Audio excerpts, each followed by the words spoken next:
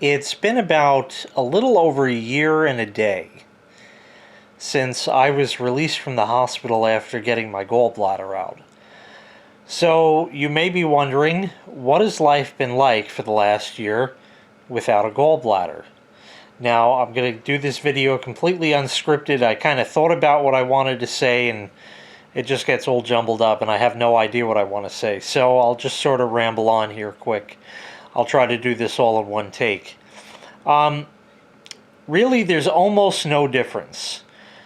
You can eat anything I used to, go to the bathroom for the most part normally, but that's where it ends. You see, sometimes I'll eat something, and very soon after, I'm in the bathroom. It's an emergency when that happens. And that bathroom better be open, otherwise we're going to have XJoe81X on the brush real bad. This doesn't happen very often. It's very infrequent, but it can and does happen.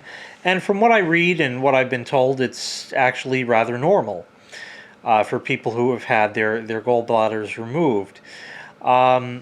This was happening about once every 10 days or so that I'd get that, and then the next day I'd be fine for another 10 days or so, and then it would happen again. Other times I'll eat something and I gotta go, and then I'll eat something else and I gotta go. I've noticed that spicier things tend to make me have to go, and I've noticed that things that are kind of greasy in that also have a tendency to make that happen. But otherwise, it's been fine. There's been almost no difference whatsoever. So you can happily live without your gallbladder. It's there to aid in digestion of stuff and pretty much make it so you don't have to run to the bathroom. That does happen. So anyway, it's otherwise been fine. Now, what was it like? Well, I did make a series of videos on the whole spiel, which you can go back and review on my channel of getting my gallbladder out. After that, about this time last year, I was in a lot of pain, a lot of abdominal pain. Sitting up hurt, sitting down would hurt, laying down I was fine. You know, sitting down, it's getting into that position. It's not a matter of standing, that was fine, or sitting, that was fine. It's a matter of going between sitting or standing where that pain was. I couldn't drive for a week and a half or so, or at least they told me I couldn't drive, and I didn't. It was tough, and I hope nobody ever has to experience that. It was awful. It was awful, awful, awful through and through. And there's no real rhyme or reason as to how and when it happens. It's not really a genetic thing or anything like that. It just, some people, it happens, others don't. I never knew it over the years, but like I had said in my previous videos explaining the whole process of getting it taken out, that I was having incredible stomach aches during the month prior, during the month of January of last year.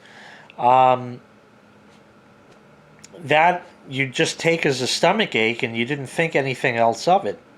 But looking back over the years, I remember getting some other killer stomach aches that just completely incapacitated me over the years, growing up and doing whatever it was until I got to this point here.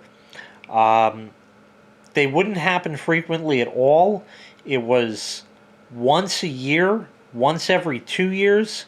It was pretty rare, but it can and did happen. Otherwise, everything else was normal, so it was rather strange. But I guess that might have been a sign. You never really do know. That might have been a sign. It may not have been a sign. I'll have no way of knowing. I don't get those stomach aches anymore. I haven't had one at least since that whole gallbladder thing, and that was the worst I've ever had.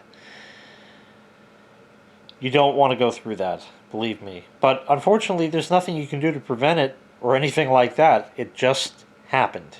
I was the chosen one, as I am, and that's what happened. I had to get it out, and that was that.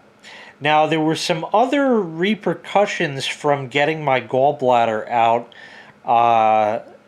and my continual back pain, but that is going to be left for another video coming up sometime in the future. I don't know exactly when I'm going to make that video yet. Again, I've been kind of toying around with the ideas as far as what I want to say, but I haven't really finalized anything or thought about it.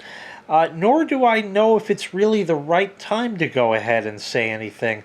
I'm just still sort of working that out, but it's getting to the point now where it's getting close that I've been thinking about making that video. So if I do decide to do that, that will be coming up sooner than later.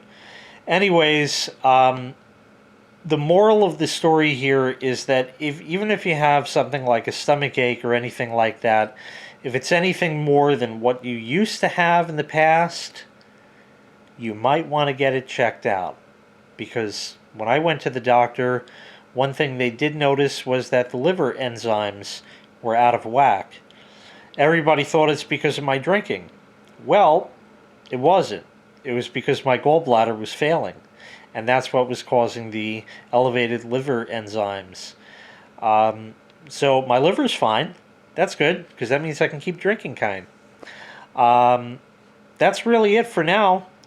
All I wanted to say, but there's an expression out there that goes, if you don't have your health, you don't have anything.